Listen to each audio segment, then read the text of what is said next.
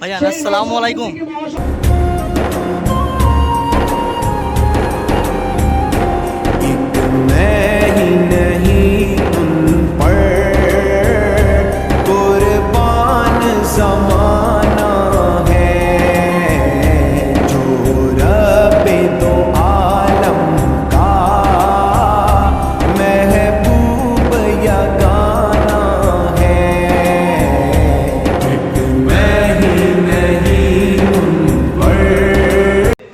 দুবার অলরেডি রক্ত দিয়ে দিয়েছে।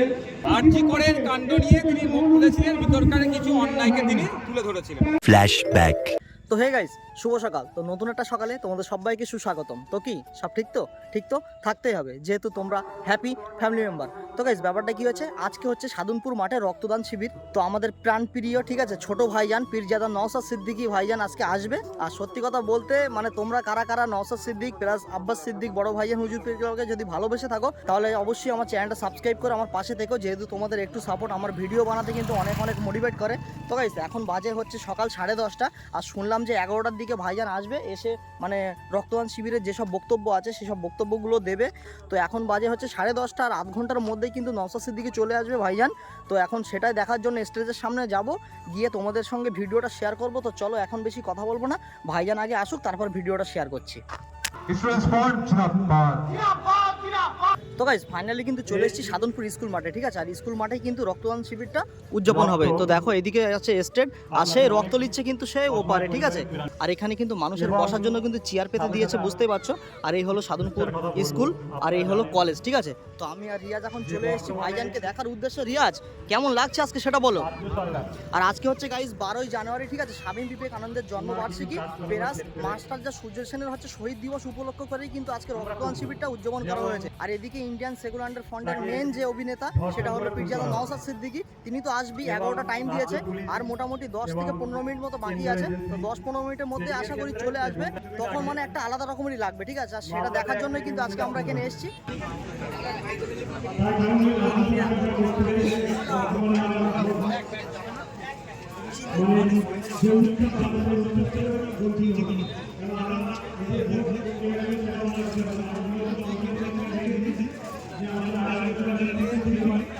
তো গাইস, ভাইজান তো এখন এসে পৌঁছয়নি, ঠিক আছে, বাট আজকে এত পরিমাণ রোদ পড়েছে সেটা তো তোমরা দেখেই বুঝতে পারছো কত পরিমাণ রোদ।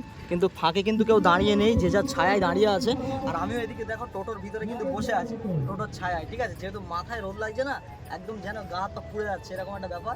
আর রিয়াজও গাছতলায় রয়েছে, ওকে টোটোতে আসতে বলছি, তা আসছে না, বলছে ওখানে রোদ, ঠিক আছে। তো আর কিছুক্ষণের মধ্যে হয়তো ভাইজান চলে আসবে। তো গাইস, ফাইনালি কিন্তু চলে এসেছে নওশাদ সিদ্দিকী ভাইজান। এই যে দেখো ভাইজান নামবে এক্ষুনি। বাংলার মাটিতে যে রাজনৈতিক আদর্শকে আমরা সারা পশ্চিমবঙ্গে ছড়িয়ে দেওয়ার চেষ্টা করছি। ভাইজান আসসালামু আলাইকুম।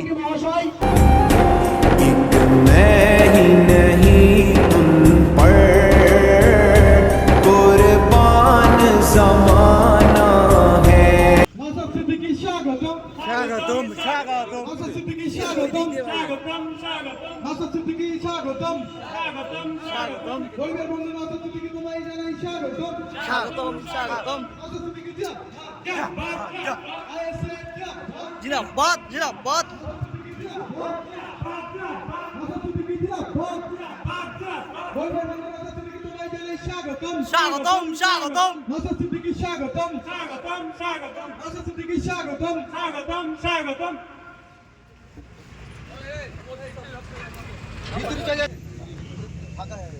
স্টুডেন্ট ফ্রন্ট জিন্দাবাদ নওশাদ সিদ্দিকী জিন্দাবাদ নওশাদ সিদ্দিকী জিন্দাবাদ।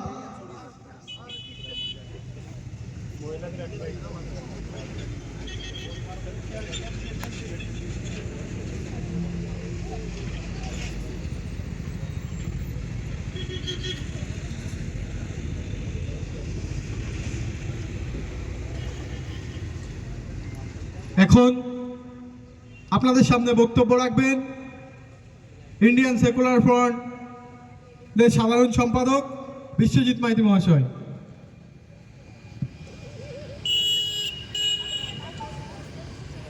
মঞ্চে উপস্থিত আছেন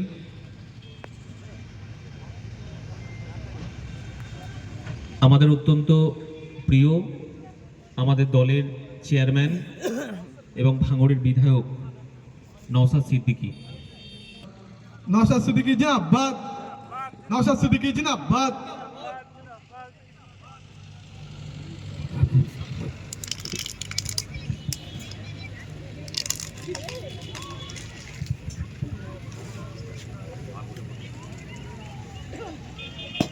ধন্যবাদ জানাই আমাদের ইন্ডিয়ান সেকুলার ফ্রন্টের ছাত্র সংগঠন, স্টুডেন্ট ফ্রন্টের যুগল কিশোর মহাবিদ্যালয়ের ইউনিটকে, যাদের উদ্যোগে বিশ্বের বুকে একজন খ্যাতনামা ব্যক্তি স্বামী বিবেকানন্দজির জন্মদিবস উপলক্ষে এবং স্বাধীনতা সংগ্রামী বীর শহীদ মাস্টারদা সূর্য সেনের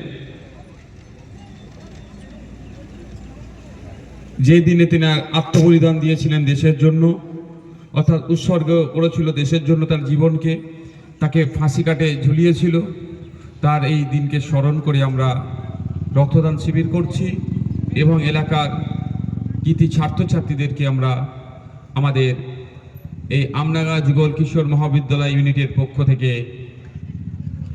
কিঞ্চিত দিয়ে তাদেরকে আমরা সম্মানিত করব।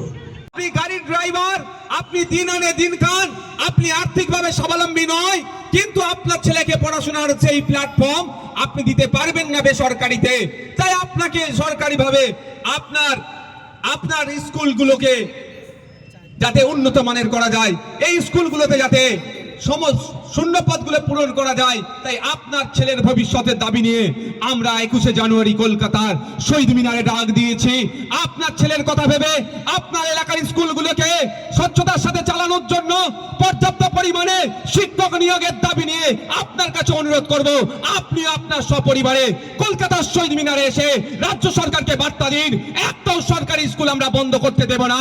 সমস্ত সরকারি স্কুলগুলোতে, মাদ্রাসাগুলোতে পর্যাপ্ত পরিমাণে ছাত্র শিক্ষক রেশিও মেনটেন করতে হবে, এই বার্তা আপনাদের দিতে হবে।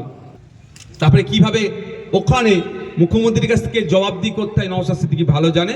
চিন্তা নেই তোমাদের, দুর্ভাগ্যের বিষয় বিধানসভা না টিভি না থাকার ফলে তোমরা দেখতে পাও না কি হয় না হয়। তোমাদের এখানকার আমডাঙ্গার অনেক কর্মচারী আছেন, আমাদের সরকারি কর্মচারী এতে কাজ করেন আমাদের অ্যাসেম্বলি হাউসের মধ্যে, অ্যাসেম্বলিতে। ওদেরকে একটু যাদের সাথে পরিচয় আছে জিজ্ঞাসা করবেন, আরে নওশাদ সিদ্দিকী একা চুপচাপ বসে থাকে না হকের লড়াই লড়ে মানুষের জন্য, দলিত আদিবাসী মুসলমানের জন্য, এই শিক্ষা ব্যবস্থা ছাত্র যুবদের জন্য কথা বলে। এক কথায় পশ্চিমবাংলায় যেগুলোর প্রয়োজন আছে আর তার কথা, আর যার অন্যায়ের বিরুদ্ধে কথা বলে না চুপ করে বসে থাকে, উত্তর তারা দিয়ে দেবে।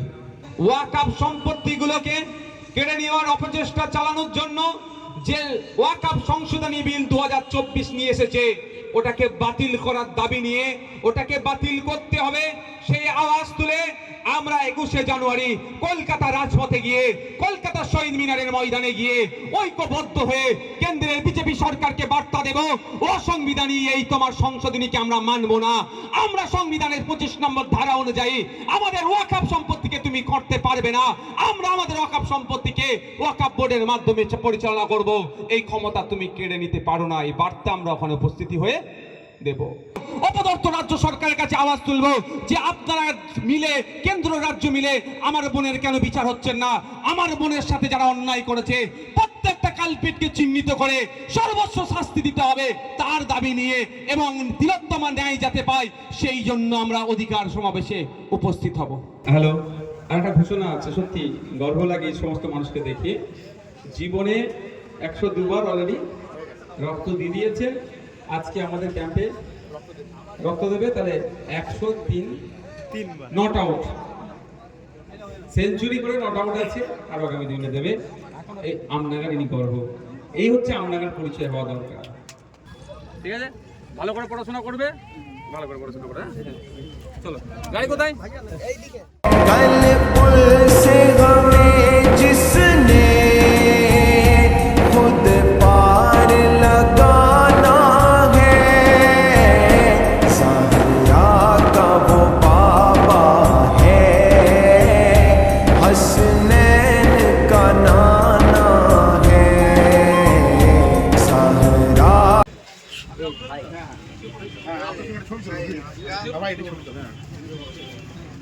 কত চলছে এখন? 100 হয়ে গেছে?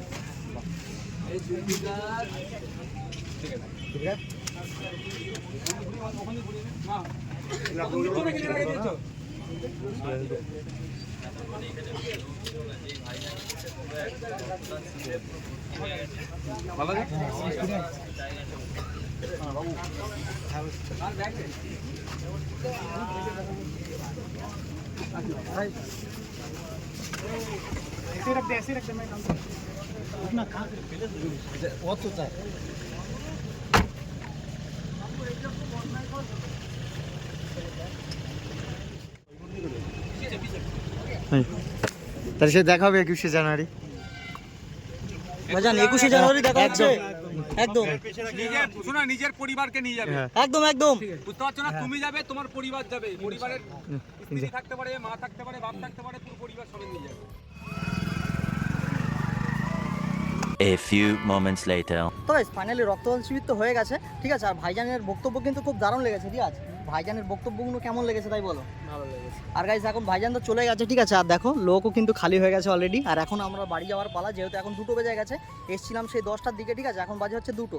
ভাইজানের ভালোবাসা এটা, ঠিক আছে। আর তোমরা কারা কারা ভাইজানকে ভালোবাসো অবশ্যই সেটা কিন্তু কমেন্ট করে বলো। আর হ্যাঁ, আর একটা শেষে একটা কথা বলার ছিল, আজকে যেহেতু রক্তদান শিবিরে অনেক কজন রক্ত দিয়েছে, বাট আজকে কিন্তু আমি আর রিয়াজ রক্ত দেইনি। তো একদম মানে ড্রিম আছে একটা যে একদিন রক্ত দেবো, তাই না?